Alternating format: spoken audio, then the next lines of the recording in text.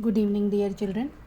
Today I brought part 7 of contemporary centers of power, and till yesterday we were discussing the pillars of Asian. अभी भी हम Asian का ही topic continue कर रहे हैं.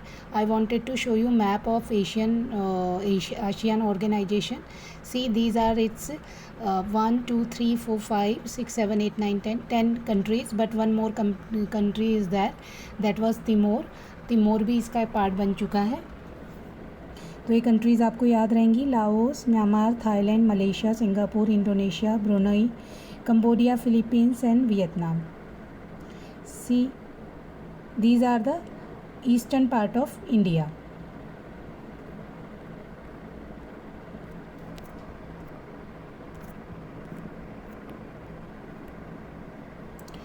Now we were talking about the ASEAN growing important. ASEAN stand for Association of Southeast Asian Nations.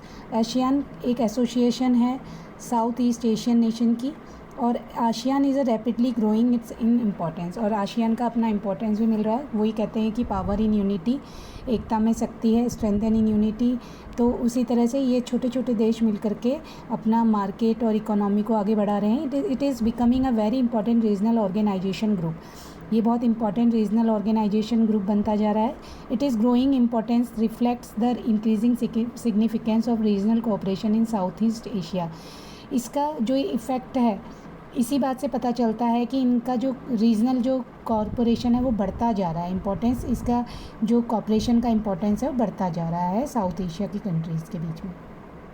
Now ASEAN vision 2020 में अब ASEAN ने अपना विज़न, अपना ऑब्जेक्टिव भी डिफ़ाइन किया है. इनका जो विज़न है 2020 का, defined and outward looking role for ASEAN in the international community. अब ये अभी तक ये केवल आपस में ही ट्रेड वगैरह कर रहे थे, अब ये इंटरनेशनली भी आगे बढ़ेंगे. It aim to increase ASEAN engagement with countries outside the region. इस एरिया की जो साउथ ईस्ट एरिया है, इससे आगे बढ़ कर के भी ये अपने इंगेजमेंट में दूसरी कंट्रीज़ के साथ भी ये इंगेज होंगे. इन्होंने अपना विज़न क्लियर किया है. Role in conflict resolution. अब आशियान ने इम्पॉर्टेंट रोल प्ले किया है. नेगोशिएशन, जो इनका मेन ऑब्जेक्टिव ही था, negotiation and peaceful settlements of conflicts in this region. इस एरिया में जो भी कन्फ्लिक्ट्स होंगे उसमें शांतिपूर्व नेगोशिएशन किया जाएगा. तो ये जो दो कन्फ्लिक्ट थे यहाँ पर, कंबोडियन कन्फ्लिक्ट था 1978 का, और ईस्ट तैमूर क्राइसिस था 1975 में. जो कंबोडिया है वहाँ पर एक खमेर डायनेस्टी थी जो बहुत ज़्यादा डिक्टेटर, कम्युनिस्ट सिस्टम, उन्होंने बहुत ज़्यादा डिक्टेटरशिप कर रखी थी. तो वो वहाँ से उसको उस पर कंबोडिया जो होता है, ये खमेर जो किंग डायनेस्टी होती है, ये इनके जो नेबरिंग कंट्री होती है वियतनाम, उस पर अटैक करते हैं, और वियतनाम पलट के इन पर अटैक करता है, और फिर इनसे खमेर जो डायनेस्टी होती है उसको रूट आउट कर देता है, उसको जड़ से उखाड़ देता है, और यहाँ पर फिर ये इंडिपेंडेंस डेमोक्रेसी इस्टेब्लिश हो जाती है. दूसरा एक क्राइसिस था ईस्ट तैमूर क्राइसिस. अब तैमूर भी 11th कंट्री बन चुका है आशियान का, आशियान ऑर्गेनाइजेशन का मेंबर बन चुका है. और तैमूर क्राइसिस क्या हुए थे, तैमूर में भी इंडोनेशिया ने क्या करा था, तैमूर पे अटैक कर दिया था, और इस वजह से इन्होंने, पुर्तगालीज़ ने छोड़ा था तैमूर, उसको वहाँ से कॉलोनियलिज्म ख़त्म हुआ था, और उसके बाद वहाँ पर इंडोनेशिया ने इस पर अटैक कर दिया था, और उस वजह से मतलब अटैक करने के पॉइंट ऑफ व्यू से उन्होंने काफ़ी सारे लोगों को किल कर दिया था. बहुत सारे लोगों की डेथ हो गई थी, 5 से लेकर के 10 लाख लोगों तक. तो उसके बाद ये सब जब इस आशियान ने इस पर इंटरफेरेंस किया, और दूसरी जो बाहर के ये यूएन वगैरह ने भी इसमें बातचीत करी, तो उसके बाद इसको इंडोनेशिया ने इसको तैमूर को फ्री छोड़ा. उसके बाद तैमूर इसका आशियान का मेंबर बन चुका है. ASEAN hold annual meetings to discuss East Asia corporation. और जो आशियान है एनुअल मीटिंग होल्ड करता है इसके ईस्ट एशिया कॉरपोरेशन के लिए.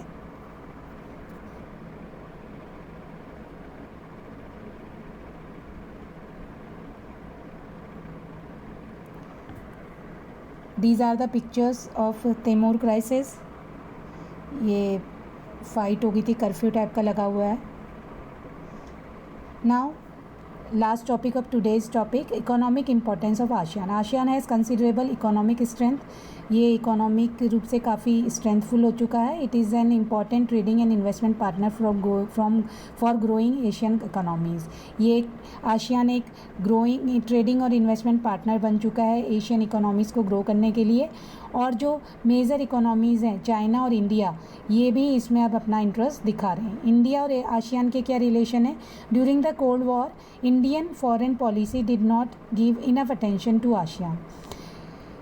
कोल्ड वॉर के टाइम से जो इंडिया की जो फॉरेन पॉलिसी थी, उन्होंने ज़्यादा अटेंशन नहीं दिया आसियान को. बट अब हाल ही के टाइम पे जब से आसियान में इम्प्रूवमेंट हो रहा है, इंडिया भी अपना रिलेशन इम्प्रूव करना चाह रहा है आसियान के साथ. India sign free trade agreement with ASEAN members including Singapore. India ने आसियान के मेंबर के साथ एक फ्री ट्रेड एग्रीमेंट साइन करा है और इसमें सिंगापुर भी इंक्लूड है. आई होप आज का टॉपिक आपको समझ आया होगा. आसियान का इम्पोर्टेंस, तैमूर क्राइसिस और कंबोडिया क्राइसिस, और इसमें आसियान का क्या रोल था. आसियान ने नेगोशिएशन करके इनको सुलझाया. आई होप आपको टॉपिक समझ आया होगा. Thank you for watching children.